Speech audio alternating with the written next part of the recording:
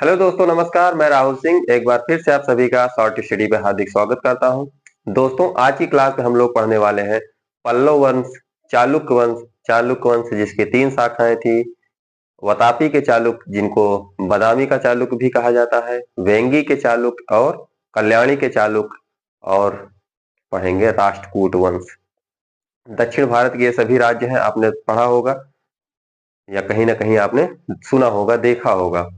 इसके पहले हम लोगों ने दक्षिण भारत को पढ़ा था, जिसमें हम लोगों ने संगम वंश को पढ़ा था, चोल, चेर, पांड्य, इन सभी राज्यों को हम लोगों ने पढ़ लिया था। तो आज की क्लास में हम पल्लव वंश, इसके बाद चालुक्य वंश जिनकी 3 शाखाएं थी, बादामी या बतापी के चालुक्य, वेंगी के चालुक्य और कल्याणी के चालुक्य और राष्ट्रकूट वंश, इन सभी को आज हम लोग पढ़ने वाले हैं। तो आइए दोस्तों देखते हैं।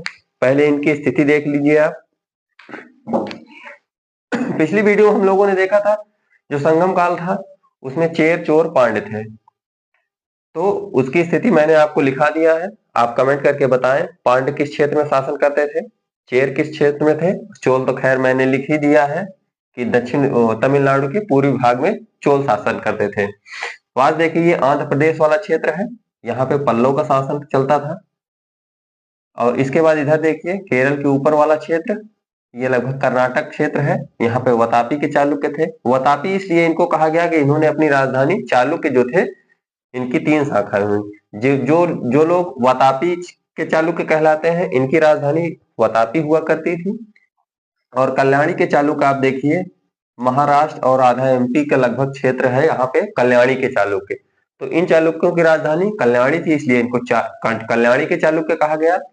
ये आंध्र प्रदेश के ऊपर वाला क्षेत्र, यानी कि लगभग उड़ीसा के आसपास का क्षेत्र है ये, इनकी राजधानी थी वेंगी, इसीलिए इनको वेंगी के चालुक्य कहा गया।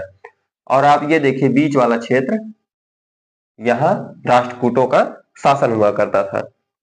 तो आप मैप में स्थिति देख लिए। आइए देखते हैं पल्लव वंश। पल्लव वंश या दक्षिण भारत में कृष्णा और गोदावरी नदी के बीच का क्षेत्र था, यानी कि पल्लव ये है तो यहाँ पे कृष्णा नदी, आंध्र प्रदेश, और यहाँ पे गोदावरी नदी, इन दोनों नदियों के बीच का क्षेत्र पल्लव वंश था। इतना ध्यान रखेंगे, दक्षिण भारत में कृष्णा और गोदावरी नदी के बीच का जो क्षेत्र है वही क्या है, पल्लव वंश। वहां पे पल्लव वंश का शासन हुआ करता था। इसके संस्थापक की बात करते हैं तो संस्थापक है बप्पा देव। बप्पा देव या बप्प देव कहीं कहीं पर लिखा रहता है। और अगर वास्तविक संस्थापक पूछे तो सिंह विष्णु है। वास्तविक संस्थापक सिंह विष्णु है। सिंह विष्णु पहले ये लगभग दक्षिण भारत के जितने भी राजा आपको देखने को मिलेंगे, वे या तो शैव धर्म के अनुयायी हैं, यानी कि भोले शंकर के अनुयायी हैं, या तो वैष्णव धर्म यानी कि भगवान विष्णु के अनुयायी हुए। तो ये किस किस धर्म का अनुयायी था? विष्णु नाम से पता चला है तो ये वैष्णव धर्म का अनुयायी था। ध्यान रखेंगे इतनी बात। ये वास्तविक संस्थापक है। इनके दरबार में, यहां से एक क्वेश्चन बनता है, इनके दरबार में रहते थे भारवी। याद रखेंगे, बहुत बार एग्जाम में पूछा गया है। इनके दरबार में रहते थे भारवी। इनकी एक पुस्तक है जिसकी रचना इन्होंने की, वो पुस्तक का नाम है किराता अर्जुनीयम। किराता अर्जुनीयम के लेखक कौन है? तो भारवी हैं। यह पूछ सकता है कि भारवी किसके दरबार में रहते थे, तो सिंह विष्णु के दरबार में भारवी रहते थे, जिनकी पुस्तक का नाम है किराता अर्जुनीयम। ऐसे साफ साफ क्वेश्चन डायरेक्ट पूछा जाता है, किराता अर्जुनीयम के लेखक निम्न में से कौन है? आपको 4 ऑप्शन दे देगा, तो याद रखना है भारवी किसके लिए, किसकी पुस्तक, इनकी पुस्तक का क्या नाम है? किराता अर्जुनीयम। इसके बाद इनका जो पुत्र है, ये शासन करता है महेंद्र वर्मन जिसका नाम है। इसका उत्तराधिकारी सिंह विष्णु का महेंद्र वर्मन बनता है। इसके बारे में एक दो बात इंपॉर्टेंट है, एक दो बात इनके बारे में इंपॉर्टेंट है। जैसे कि तो चालुक्य वंश के शासक पुलकेशियन द्वितीय महेंद्र वर्मन के समय, चालुक्य वंश के शासक पुलकेशियन द्वितीय ने इस पर आक्रमण किया और महेंद्र वर्मन को पराजित कर दिया। वही पुलकेशियन द्वितीय जिसने हर्षवर्धन को पराजित किया था। इसकी जानकारी हमें कहां से मिली थी? एहोल अभिलेख से। एहोल अभिलेख कहां है? कर्नाटक में है। तो वही पुलकेशियन द्वितीय है जो महेंद्र वर्मन को पराजित कर देता है। इसके बाद एक यहाँ पे बात इंपॉर्टेंट आती है, इसका उत्तराधिकारी महेंद्र वर्मन का बेटा यानी इसका पुत्र उत्तराधिकारी बनता है, जिसका नाम है नरसिंह वर्मन प्रथम। यह सबसे प्रतापी शासक था। पूरे पल्लव वंश का सबसे प्रतापी शासक अगर कोई है तो नरसिंह वर्मन प्रथम है। खैर इसका नाम भी महेंद्र वर्मन प्रथम है, याद रखिएगा। तो नरसिंह वर्मन प्रथम इसका उत्तराधिकारी बना। इसने वतापी को जीतकर, यानी कि वतापी का राजा उस समय कौन था? पुलकेशियन द्वितीय, जिसने इसके पिता को महेंद्र वर्मन फर्स्ट को हराया था। तो वतापी के शासक पुलकेशियन द्वितीय को इसने हराया, यानी कि वतापी को जीता और उसकी राजधानी वतापी को जीत लिया और वतापी कोंड की उपाधि धारण की। किसकी? मोस्ट इंपॉर्टेंट है वतापी कोंड। कोंड मतलब विजय, कोंड मतलब विजय, यानी कि वतापी को विजय किया इसने और वतापी कोंड की उपाधि धारण की। किसने? नरसिंह वर्मन प्रथम ने। किसको हराया? वतापी के शासक पुलकेशियन द्वितीय को हराया। याद रखना है इतनी बात। इसके बाद नरसिंह वर्मन ने ही महाबलीपुरम के रथ मंदिरों का निर्माण कराया। ध्यान रखना है, कई बार पूछा गया है महाबलीपुरम के रथ मंदिरों का निर्माण किस वंश के द्वारा किया गया है। वंश पूछे तो पल्लव वंश, अगर शासक पूछे तो कौन है? नरसिंह वर्मन फर्स्ट है।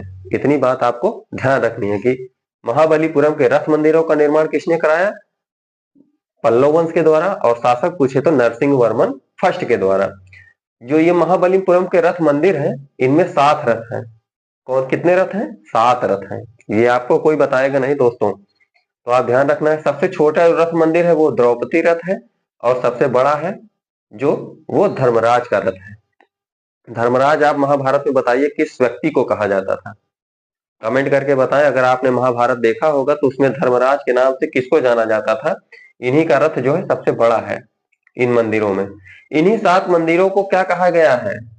सप्त पगैड़ों के नाम से इसको जाना जाता है। ध्यान रखना है, सप्त पगैड़ों को किन मंदिरों को कहा जाता है? महाबलीपुरम के जो रथ मंदिर थे जिनका निर्माण नरसिंह वर्मन फर्स्ट के द्वारा या तो पल्लव वंश के शासकों के द्वारा कराया गया था, इन्हें सप्त पगोड़ा कहा जाता है।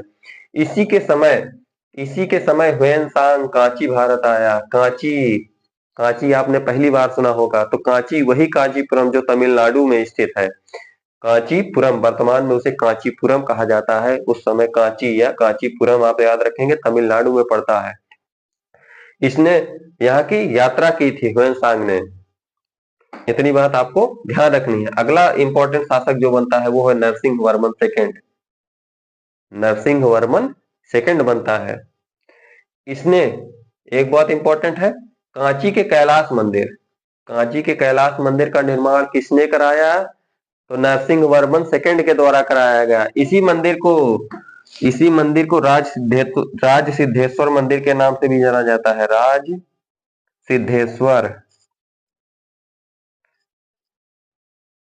सिद्धेश्वर मंदिर के नाम से किसको जाना जाता है? कांची के कैलाश मंदिर को, जिसका निर्माण नरसिंह वर्मन द्वितीय ने करवाया था। कांची कहाँ है? कांचीपुरम तमिलनाडु में ये सारी मंदिरें स्थित हैं। एक बात इंपॉर्टेंट और है, संस्कृत के प्रख्यात विद्वान दंडी, नाम सुना होगा आपने कई बार। इनकी पुस्तक का क्या नाम है? इनकी पुस्तक का नाम है 10 कुमार चरितम। याद रखना है, इनकी पुस्तक का नाम है 10 कुमार चरितम। 10 कुमार चरित्र या 10 कुमार चरितम। 10 कुमार चरित्र या 10 कुमार चरितम इनकी पुस्तक का नाम है। आचार्य दंडी की। ये संस्कृत के विद्वान कवि थे, नरसिंह वर्मन सेकंड के दरबार में रहते थे। इनकी पुस्तक का नाम 10 कुमार चरितम या 10 कुमार चरित्र। याद रखना है, किसके दरबार में रहते थे? नरसिंह वर्मन सेकंड के दरबार में रहते थे। नरसिंह वर्मन सेकंड ने राज सिद्धेश्वर या कांची के कैलाश मंदिर का निर्माण करवाया। याद रखना है। इसके बाद अगला शासक हुआ नंदी वर्मन सेकंड। नंदी वर्मन सेकंड हुआ। इसने यहां से 2 पॉइंट पूछे जाते हैं, कई बार, हजारों बार क्वेश्चन बना हुआ है। कांची के मुक्तेश्वर मंदिर का निर्माण और बैकुंठ पेरुमाल मंदिर का निर्माण। इसने 2 मंदिर का निर्माण करवाया। एक बैकुंठ पेरुमाल मंदिर का निर्माण पूछे और कांची के मुक्तेश्वर मंदिर का निर्माण पूछे तो किसके द्वारा कराया गया? तो नंदी वर्मन सेकंड के द्वारा कराया गया। इसके बाद इसका जो लास्ट शासक बनता है पल्लव वंश का, वो उसका नाम है अपराजित वर्मन। क्या नाम है? अपराजित वर्मन इस वंश का अंतिम शासक हुआ, राष्ट्रकूट पल्लव वंश का अंतिम शासक अपराजित वर्मन। आइए एक बार रिकॉल करते हैं। दक्षिण भारत में कृष्णा और गोदावरी नदी के बीच का क्षेत्र जो था वो पल्लव वंश था। इसके संस्थापक थे बप्पा देव और वास्तविक संस्थापक सिंह विष्णु। इसके दरबार में भारवी रहते थे जिन्होंने किराता अर्जुनीयम पुस्तक की रचना की थी। सिंह विष्णु के दरबार में वो रहते थे। इसके बाद इसका उत्तराधिकारी हुआ महेंद्र वर्मन। इसी के समय पे जो पुलकेशिन द्वितीय है चालुक्य वंश, इसने आक्रमण किया और महेंद्र वर्मन को हरा दिया। इसके बाद महेंद्र वर्मन का उत्तराधिकारी बनता है नरसिंह वर्मन प्रथम, जिसने वतापी के चालुक्य पुलकेशिन द्वितीय की को हराया और वतापी कोंड की उपाधि धारण की। इसके बाद नरसिंह वर्मन ने महाबलीपुरम के रथ मंदिर, जिसको सप्त पैगोड़ा के नाम से जाना जाता है, सबसे छोटा द्रौपदी का रथ है और सबसे बड़ा किसका रथ है, धर्मराज का रथ है। इतनी बात आपको ध्यान रखनी है। इसे सप्त पैगोड़ा के नाम से जाना जाता है। इसी के समय ह्वेनसांग भारत आया था। ह्वेनसांग कांची यानी कांचीपुरम गया था घूमने के लिए। आप कमेंट करके बताएं कि ह्वेनसांग किसके समय पे भारत आया। तो आपको पता है पिछली क्लास हम लोगों ने पढ़ा है कि हर्षवर्धन के समय ह्वेनसांग भारत आया था 629 ईस्वी में। तो इतनी बात आपको ध्यान रखनी है। अगला शासक आता है नरसिंह वर्मन सेकंड। इसने कांची के कैलाश मंदिर, जिसे राज सिद्धेश्वर मंदिर कहते हैं, इसका निर्माण करवाया। इसके दरबार में संस्कृत के प्रख्यात विद्वान दंडी रहते थे जिन्होंने 10 कुमार चरितम की रचना की। इतनी बात आपको ध्यान रखनी है। इसके बाद अगला शासक बनता है नंदी वर्मन सेकंड, जिसने कांची के मुक्तेश्वर मंदिर और बैकुंठ पेरुमाल मंदिर का निर्माण करवाया था। इसके बाद अगला अंतिम शासक कौन होता है, अपराजित वर्मन। तो आशा करता हूं आपको पल्लव वंश समझ आ गया हो। आप एक दो बार और पढ़ लीजिएगा, एकदम से क्लियर हो जाएगा। आप इसका जो है क्वेश्चन बनाने की कोशिश करिए। आपके पास अगर कोई बुक है तो उसमें आप देखिए क्वेश्चन कैसे कैसे पूछे गए हैं। यहाँ से वैसे नाम मात्र का क्वेश्चन पूछा जाता है यहाँ से दक्षिण भारत से, फिर भी आप देख लीजिए। इसके बाद हम लोग पढ़ेंगे चालुक्य वंश। चालुक्य वंश की 3 शाखाएं थी। पहली थी वतापी, जिसको बदामी भी कहा जाता है, वतापी या बदामी के चालुक्य थे। दूसरे थे कल्याणी के चालुक्य और थे बेंगी के चालुक्य। तो बेंगी या कल्याणी या वतापी इन चालुक्यों की राजधानी हुआ करती थी। उसी के नाम से इनको कह दिया गया कि कल्याणी के चालुक्य ये हैं और बदामी के चालुक्य ये हैं और वेंगी के चालुक्य ये हैं। वतापी के चालुक्य या बदामी के चालुक्य, वतापी इसका ओल्ड नाम है यानी पुराना नाम वतापी था और नया नाम बदामी। तो बदामी के चालुक्य की बात करें तो इसके संस्थापक हैं जय सिंह। मोस्टली आप संस्थापक जरूर याद रखिएगा, किसी भी वंश का संस्थापक आपको याद होना चाहिए। तो संस्थापक जय सिंह हैं। इनकी राजधानी मैंने बताया राजधानी वतापी या बदामी थी, क्योंकि चालुक्य जहां राजधानी बनाते थे वही इनका नाम हो जाता था कि वतापी के चालुक्य हैं, ये बदामी के चालुक्य हैं, ये वेंगी के चालुक्य हैं। तो संस्थापक हैं जय सिंह और राजधानी है इनकी वतापी या बदामी। सबसे प्रतापी शासक हुआ पुलकेशिन द्वितीय। अभी हम लोगों ने देखा था, इसकी जानकारी पिछली क्लास में हम लोगों ने देखा था ऐहोल अभिलेख से मिलती है। ऐहोल अभिलेख कहाँ है, कर्नाटक में, याद रखना है इतनी बात। पुलकेशिन द्वितीय ने पिछली क्लास में हम लोगों ने इसको पढ़ लिया है, कन्नौज के शासक हर्षवर्धन को हराया था। आप कमेंट करके बताइए कि हर्षवर्धन और पुलकेशिन द्वितीय के बीच जो युद्ध हुआ था वो किस नदी के तट पर हुआ था या किस नदी के किनारे हुआ था। आप कमेंट करके जरूर बताएं। आप बार बार अगर आप 10 मिनट उस चीज को देखेंगे जो पहले पढ़ चुके हैं, तो आप निश्चित तौर पर क्वेश्चन बना पाएंगे। तो कमेंट करके आपको बताना है किस नदी के बीच पुलकेशिन द्वितीय और हर्षवर्धन के बीच युद्ध हुआ था, किस नदी के तट पर या किस नदी के किनारे। तो नरसिंह वर्मन फर्स्ट ने पुलकेशिन द्वितीय को पराजित किया था। ये नरसिंह वर्मन फर्स्ट है। जब इसको पराजित किया तब वतापी कोंड की उपाधि धारण की थी। याद रखना, विजेता यानी कोंड मतलब विजेता, यानी कि वतापी को जीतने वाला, वतापी कोंड। आप ध्यान रखेंगे। इस वंश का अंतिम शासक वतापी वंश का वतापी के चालुक्य का अंतिम शासक कौन था, कीर्ति वर्मन था। कीर्ति वर्मन की हत्या राष्ट्रकूटों ने कर दी थी। राष्ट्रकूट के एक शासक हैं दंती दुर्ग, जो संस्थापक भी हैं राष्ट्रकूट के। तो ये इनके सामंत हुआ करते थे। तो इसने दंती दुर्ग ने किसकी हत्या कर दी थी, तो कीर्ति वर्मन सेकंड की हत्या करके एक नए वंश की स्थापना की, जिसका नाम राष्ट्रकूट वंश है।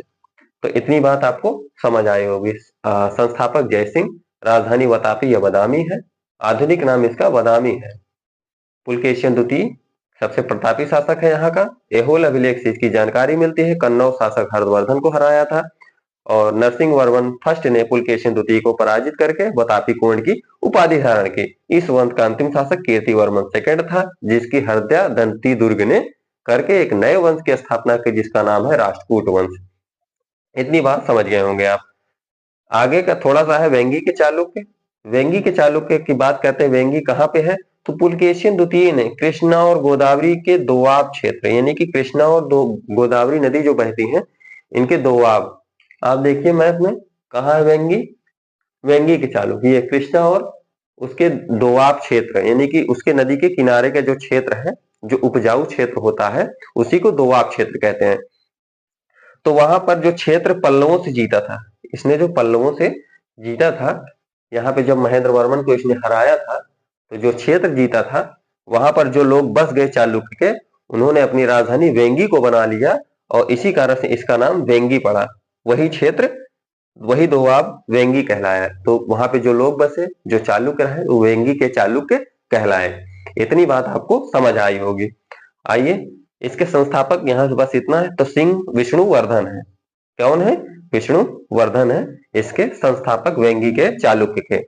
इनकी राजधानी वेंगी हो गई, क्योंकि राजधानी जो बनाते थे वही इनका नाम हो जाता था। राजधानी बनाई वेंगी, इसलिए वेंगी के चालुक्य, और संस्थापक विष्णुवर्धन। तो आपने देखा चालुक्य वंश में वातापी के चालुक्य, बादामी के चालुक्य ने हम लोगों ने पढ़ लिया।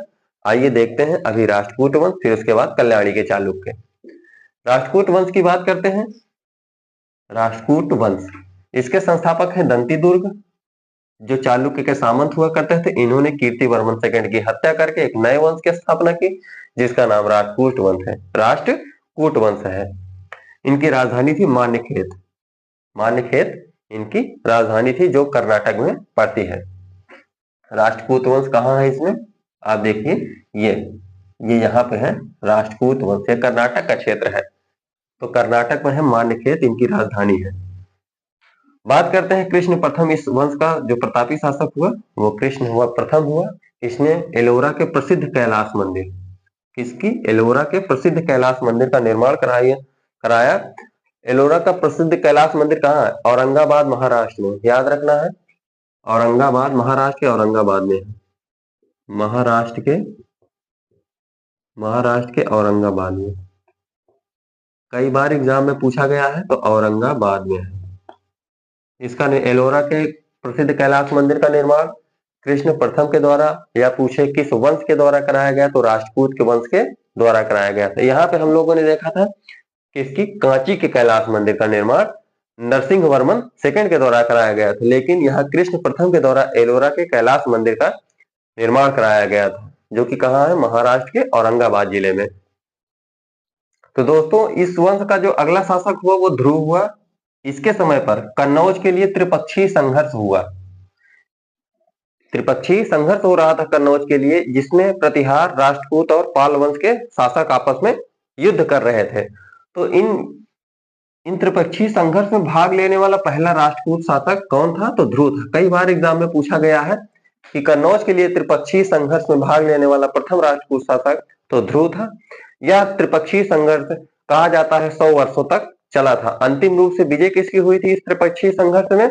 तो प्रतिहारों की विजय हुई थी। और सबसे ज्यादा विजय किसकी हुई थी? तो राष्ट्रकूटों की सबसे ज्यादा विजय हुई थी। और हारा कौन था इस त्रिपक्षीय संघर्ष में? तो पाल राजा हारे थे। याद रखना इतनी बात। त्रिपक्षीय संघर्ष 100 वर्ष चला था। प्रतिहार, पाल और राष्ट्रकूट के बीच ये संघर्ष हुआ था, जिसमें से पाल की पराजय हुई, राष्ट्रकूट वंश सबसे ज्यादा विजेता हुए। और अंतिम रूप से विजय किसकी हुई? तो प्रतिहारों की अंतिम रूप से विजय हुई। इसके बाद अगला शासक हुआ अमोघ वर्ष। अमोघ वर्ष अगला शासक हुआ। इसने कविराज मार्ग ग्रंथ की रचना की है। इंपॉर्टेंट है, कविराज मार्ग की रचना किसने की? तो अमोघ वर्ष ने की। इसी के दरबार में, अमोघ वर्ष के दरबार में एक कन्नड़ कवि रहते थे। कन्नड़ कवि जिनका नाम है पोन्न। क्या नाम है? पोन्न। कन्नड़ कवि पोन्न किसके दरबार में रहते थे? तो अमोघ वर्ष के दरबार में रहते थे। इनकी एक पुस्तक है, या इनकी एक रचना है शांति पुराण। आप ध्यान रखना है, शांति पुराण। पूछा जाता है शांति पुराण की रचना किसने की, तो कन्नड़ कवि पोन्न। पोन्न किसके दरबार में रहते थे, अमोघ वर्ष के दरबार में रहा करते थे कन्नड़ कवि पोन्न। इनकी रचना है शांति पुराण, ध्यान रखना है इतनी बात। कविराज मार्ग ग्रंथ की रचना अमोघ वर्ष ने की। अमोघ वर्ष के दरबार में एक कन्नड़ कवि रहते थे जिनका नाम था पोन्न। पोन्न ने शांति पुराण की रचना की थी, या इनके द्वारा ये शांति पुराण लिखा गया था। अगले शासक आते हैं इंद्र सेकंड। इंद्र सेकंड, अमोघ वर्ष के बाद इंद्र सेकंड आते हैं। इनके दरबार में एक इंपॉर्टेंट बात है अल मसूदी, ध्यान रखना है। अल मसूदी, अल मसूदी आया था भारत, अरब यात्री था। तो अल मसूदी किसके दरबार में आया था, तो इंद्र थर्ड के दरबार में, जो राष्ट्रकूट वंश का शासक है। ये अरब यात्री था, अरब यात्री। अरब यात्री अल मसूदी किसके दरबार में आया था, तो इंद्र थर्ड के दरबार में आया था। इंद्र थर्ड राष्ट्रकूट वंश का शासक है। कहा जाता है कि अल मसूदी ने ही पहली बार किसका वर्णन किया है, तो ये मानसून का वर्णन किसके द्वारा किया गया है, तो अल मसूदी के द्वारा, जो कि अरब यात्री है। इसी के द्वारा कहा जाता है कि पहली बार मानसून का वर्णन किया गया है, मानसून के बारे में बताया है इसी ने। इसके बाद अगला शासक कौन होता है, अंतिम शासक। अंतिम शासक होता है कर्क सेकंड, कर्क द्वितीय। कर्क द्वितीय को तैलफ सेकंड ने पराजित किया, इंपॉर्टेंट है। राष्ट्रकूट वंश का अंतिम शासक कर्क द्वितीय था, जिसको तैलफ सेकंड ने पराजित करके एक कल्याणी के चालुक्य, ये कल्याणी का चालुक्य शासक है। ध्यान रखना है इतना कि तैलफ सेकंड किस वंश का शासक था, तो चालुक्य वंश का शासक था। कहाँ के चालुक्य, कल्याणी के चालुक्य। हम लोगों ने देखा बादामी के चालुक्य या वातापी के चालुक्य और वेंगी के चालुक्य। अब कल्याणी के चालुक्य चल रहा है। तो कल्याणी के चालुक्य तैलफ द्वितीय ने किसको हराया, राष्ट्रकूट वंश के अंतिम शासक कर्क द्वितीय को। तो कर्क द्वितीय को तैलफ सेकंड ने पराजित किया और कल्याणी के चालुक्य वंश की स्थापना की। तो ये कल्याणी के चालुक्य हैं, तो इसके संस्थापक तैलफ द्वितीय हैं। इस वंश का सबसे प्रतापी जो शासक हुआ विक्रमादित्य छठा या विक्रमादित्य 6 नंबर का विक्रमादित्य 6 सबसे प्रतापी राजा हुआ। इसके दरबार में विल्हड़ या विल्हण कहीं कहीं पे लिखा होता है, कल्हड़ आप मत समझिएगा, कल्हड़ अलग है और ये विल्हड़ है। तो दरबारी कवि विक्रमादित्य 6 के समय दरबारी कवि ये कौन थे, विल्हड़ थे, जिन्होंने विक्रमांक देव चरित्र की रचना की थी। विक्रमांक देव चरित्र की रचना किसके द्वारा की गई थी, तो विल्हड़ के द्वारा, जो कि विक्रमादित्य 6 के दरबार में रहा करते थे। इन्हीं के दरबार में रहते थे विज्ञानेश्वर।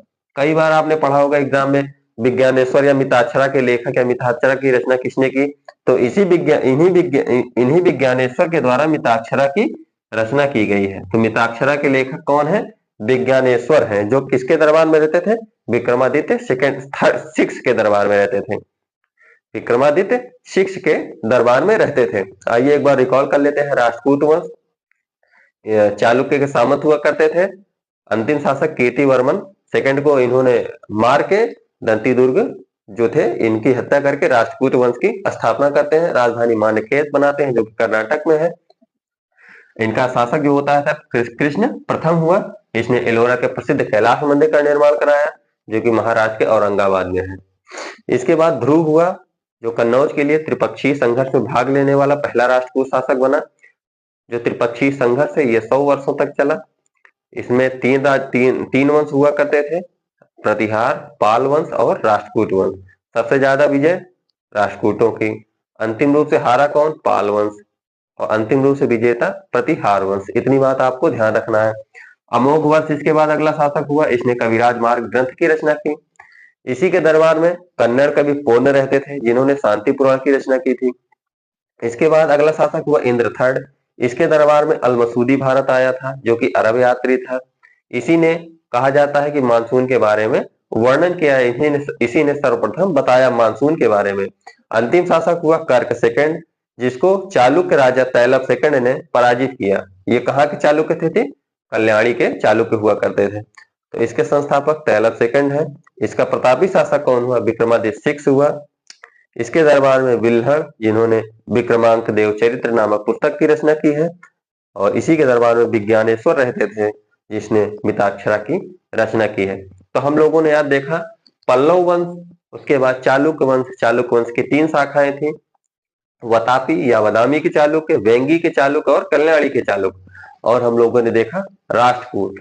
तो दोस्तों, आशा करता हूं कि आपको क्लास बहुत अच्छे तरीके से समझ में आई होगी। आप थोड़ा सा रिवीजन कर लीजिए, आपका एक भी क्वेश्चन गलत नहीं होने वाला है।